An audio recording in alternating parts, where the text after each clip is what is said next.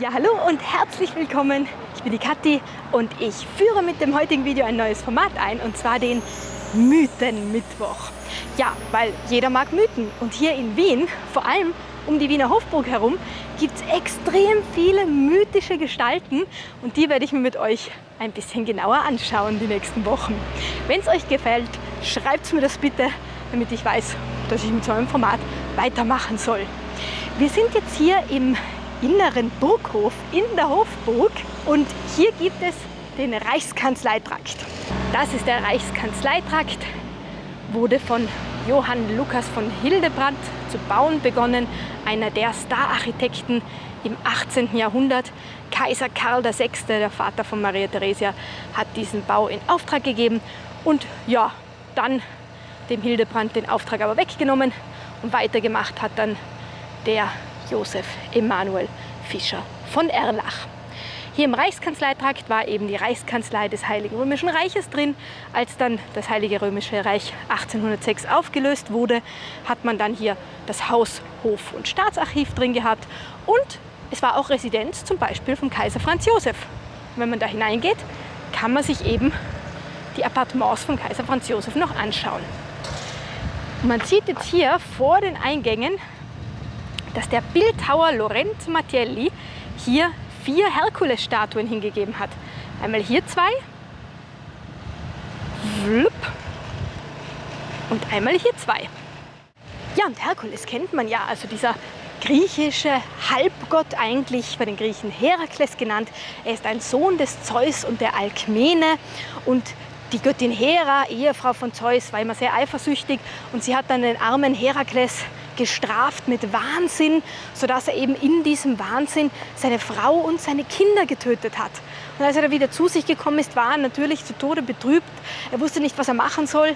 Er ist dann eben zum Orakel von Delphi gegangen, und das hat gemeint, ja, wenn du deine Taten sühnen möchtest, dann musst du beim König von Mykene, Eurystheus, Dienste verrichten.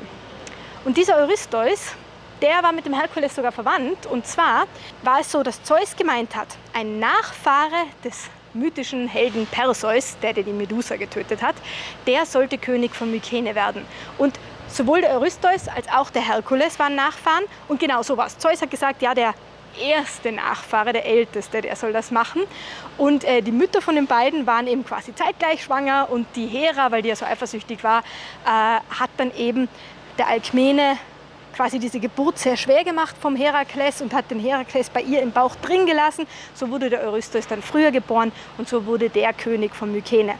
Und Herakles, ich sage jetzt Einfachheit halber immer Herkules, der ist dann eben zu diesem König gegangen, musste Dienste verrichten. Er musste für ihn 10 Aufgaben erfüllen. Weil der Eurystheus 2 nicht anerkannt hat, sind es dann insgesamt 12 Taten geworden. Und die kennen wir heute, die 12 Taten des Herakles. Und man sagt auch heute noch Herkulesaufgabe, wenn man eben vor großen, schwierigen Aufgaben steht.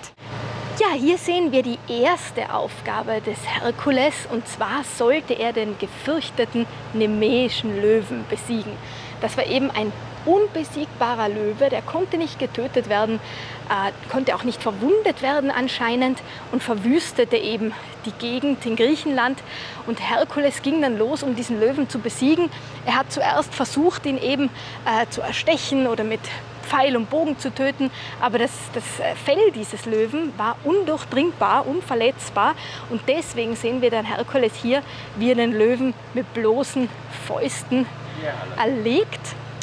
Er wollte ihm dann auch das Fell abziehen, und auch dieses Fell war eben so gut gesichert, also das war so stark, so widerstandsfähig, dass er es nicht ablösen konnte mit seinem Dolch. Deswegen hat er dem Löwen die Zähne herausgerissen, und mit den eigenen Zähnen des Löwen konnte er dann das Fell lösen.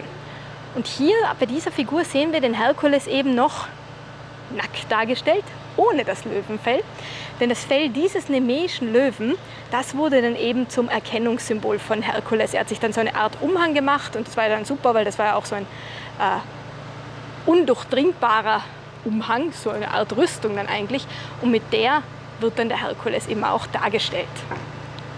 Wir schauen jetzt zum anderen Eingang hinüber. Da zeige ich euch dann jetzt eine andere Sage von Herkules.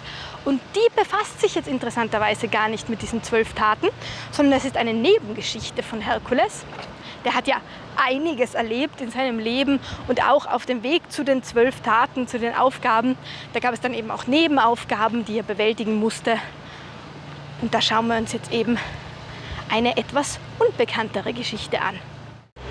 So, hier sind wir jetzt bei der Figurengruppe Herkules gegen Busiris. Wir sehen Herkules jetzt hier schon mit dem Löwenfell. Das hat er hier um die Schultern. Kann man hier gut erkennen.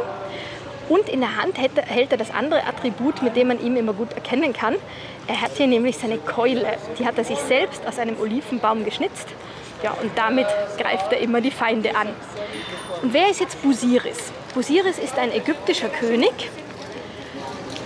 Er hat angeblich auch die Stadt Theben gegründet und er soll Fremde dem ägyptischen Gott Osiris immer geopfert haben. Und das soll er eben auch bei Herkules versucht haben, aber Herkules, klar, hat sich nicht einfach opfern lassen, sondern er erschlägt den ägyptischen König. Hier sehen wir Herkules, der den minoischen Stier oder auch kretischen Stier besiegt und zähmt. Was ist hier die Geschichte dahinter? Also dieser kretische Stier, das war ein Tier des König Minos. Und zwar war das so, dass eigentlich dem Meeresgott Poseidon schöne Stiere geopfert werden sollten. Und dieser Minos hat aber einfach den schönsten Stier für sich behalten und hat dem Poseidon, dem Meeresgott, dann eben nur einen minderwertigen Stier geopfert. Poseidon wusste das aber, dass es diesen schönen Stier gab. Und hat dann den Minos bestraft. Und zwar dahingehend, dass seine Frau, also die Frau des Königs, Pasiphae, plötzlich einen extremen Drang hatte, mit diesem Stier zu schlafen und sich von ihm schwängern zu lassen. So ist der Minotaurus übrigens entstanden, dieses Ungeheuer, das auf Kreta dann für sehr viel Angst und Schrecken gesorgt hat. Und dieser kretische Stier, der wurde dann eben zu einem wütenden Ungetüm und das hat eben die ganzen Ländereien zerstört, eben sehr herumgewütet und Herkules sollte jetzt eben diesen minoischen Stier zähmen. Das hat er geschafft. Er hat ihn dann auch nach Griechenland gebracht und dort wurde er aber wieder freigelassen, dieser Stier, und wütete dort weiterhin herum, bis schließlich Theseus den Stier getötet hat. Allerdings kennt man dann diese Geschichte von Theseus. Also der Name des Stieres ist dann der marathonische Stier, denn der Stier trieb dann eben bei Marathon sein Unwesen. So, hier beim Eingang zum Michaela-Trakt der Hofburg haben wir die Figurengruppe Herkules gegen Antheus. Antheus war ein sehr mächtiges Wesen, ein Sohn des Gottes Poseidon und der Erdgöttin Gaia. Er war angeblich ein Riese, der 30 Meter groß war, also kann man jetzt hier in dieser Figurengruppe gar nicht so gut erkennen. Und der war eben unbesiegbar und soll auch Menschen gefressen haben. Und Herkules wollte ihn besiegen, er kämpfte gegen ihn und konnte ihn aber zuerst gar nicht besiegen, da er eben ein Sohn der Erdgöttin Gaia war und aus der Erde seine Kraft gezogen hatte. Und solange eben ein Körperteil von ihm die Erde berührte, konnte er nicht getötet werden. Und deswegen sieht man dann hier Herkules, wie er diesen Antheus in die Höhe hebt, also weg vom Boden, und ihn in der Luft erwürgt. Also Herkules hat auch das geschafft, hat also eine weitere Tat vollbracht, aber auch diese Geschichte ist bekannt von Herkules, aber sie gehört nicht zu den berühmten 12 Taten, den 12 Aufgaben des Herakles. Ja, so viel zum heutigen Video. Ich hoffe sehr, euch hat unser kleiner Ausflug in die mythische Antike gefallen.